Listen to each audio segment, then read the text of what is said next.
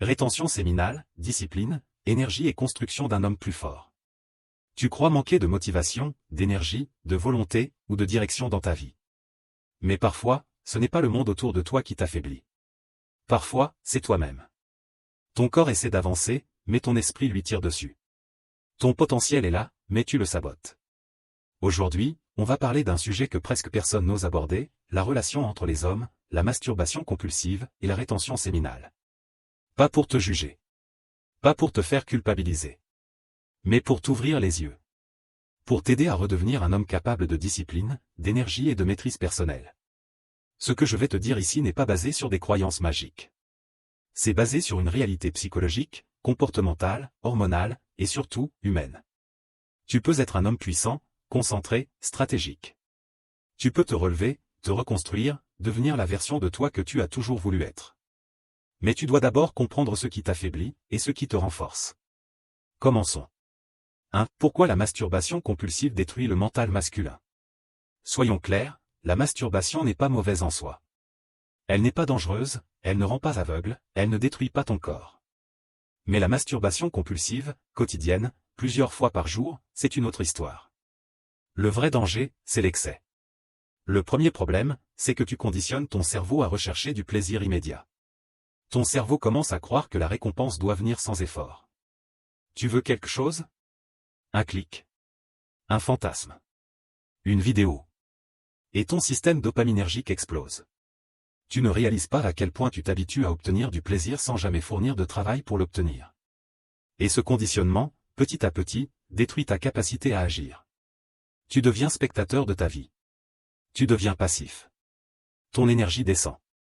Ton envie de faire des choses disparaît. Ton cerveau choisira toujours le chemin le plus facile. Et la masturbation compulsive devient une fuite. Une fuite contre l'ennui. Une fuite contre la solitude. Une fuite contre l'anxiété. Une fuite contre ton potentiel. Tu commences à utiliser cette habitude comme une béquille émotionnelle. Et c'est là que tout se complique. 2. Les conséquences négatives, ce que tu ne veux pas entendre, mais que tu dois savoir. Quand tu exagères, quand tu en abuses, voilà ce qui se passe réellement, pas des mythes, mais des faits. D'abord, la baisse d'énergie. Pas parce que tu perds ton essence vitale, mais parce que tu bombardes ton cerveau de dopamine. Tu t'épuises mentalement. Tu deviens moins motivé. Tu ressens moins d'élan vital. Ensuite, la baisse de discipline. Tu conditionnes ton cerveau à obtenir du plaisir sans effort. Et progressivement, tu perds la capacité de faire des choses difficiles. Le troisième effet, c'est l'effet émotionnel. Tu deviens plus anxieux. Plus irritable. Plus instable. Parce que ton cerveau se dérègle. Ton système de récompense devient hyperstimulé. Tout ce qui nécessite patience te paraît impossible. Le quatrième effet, c'est l'effet social. Tu deviens plus timide. Tu perds la spontanéité. Tu perds la capacité à créer des connexions réelles. Pourquoi? Parce que ton cerveau obtient déjà un simulacre de connexion via les images, les vidéos, les fantasmes. La facilité remplace l'action. Le cinquième effet, c'est l'impact sur ton identité masculine. Tu commences à te sentir moins fier de toi. Tu perds petit à petit ton estime personnelle. Tu sens que tu n'es pas aligné avec toi-même, et ça t'abîme à l'intérieur. 3. La rétention séminale, ce qu'elle t'apporte vraiment. Oublie les légendes mystiques. Oublie les super-pouvoirs magiques. La rétention séminale n'est pas de la magie. C'est de la discipline. Et cette discipline crée des changements réels. Quand tu arrêtes les excès, ton cerveau reprend son équilibre. Tu récupères ton énergie mentale. Tu deviens plus clair, plus concentré, plus agressif dans la bonne direction. Tu ressens plus de volonté, plus d'envie d'avancer. Tu remarques aussi que tu deviens plus stable émotionnellement. Moins distrait. Moins impulsif. Plus patient. Tu retrouves un rapport plus sain à ton désir. Ce désir devient une force, un carburant. Il te pousse à agir, à créer, à améliorer ta vie au lieu d'être gaspillé dans la facilité. Tu développes un contrôle que peu d'hommes possèdent aujourd'hui. Et ce contrôle, c'est ce qui fait la différence entre un homme puissant et un homme qui subit.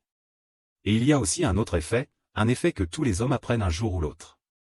Quand tu ne te disperses plus dans la gratification immédiate, tu deviens beaucoup plus présent, beaucoup plus impressionnant, beaucoup plus solide. C'est ça, le vrai glow-up masculin. Pas magique. Pas mystique. Juste discipline. 4. Comment reprendre le contrôle? Tu n'as pas besoin d'arrêter toute ta vie. Tu n'as pas besoin de devenir extrême. Tu dois seulement reprendre le contrôle. Comprends que ton énergie sexuelle n'est pas ton ennemi. C'est une force incroyable. C'est ce qui a construit des empires. C'est ce qui a poussé des hommes à créer, à entreprendre, à conquérir. Mais cette énergie doit être dirigée. Pas dispersée. Tu dois transformer ton désir en discipline. Transformer ta pulsion en productivité. Transformer ta frustration en ambition. Tu n'es pas obligé d'être parfait. Tu dois juste être meilleur qu'hier. C'est ça, la règle d'or. 1% better, every day. Reprends le contrôle. Reprends ton énergie. Reprends ton ambition. Construis-toi. Prouve-toi que tu es capable de maîtrise. Prouve-toi que tu peux devenir un homme complet, stable, puissant. Tu le peux. Tout commence maintenant.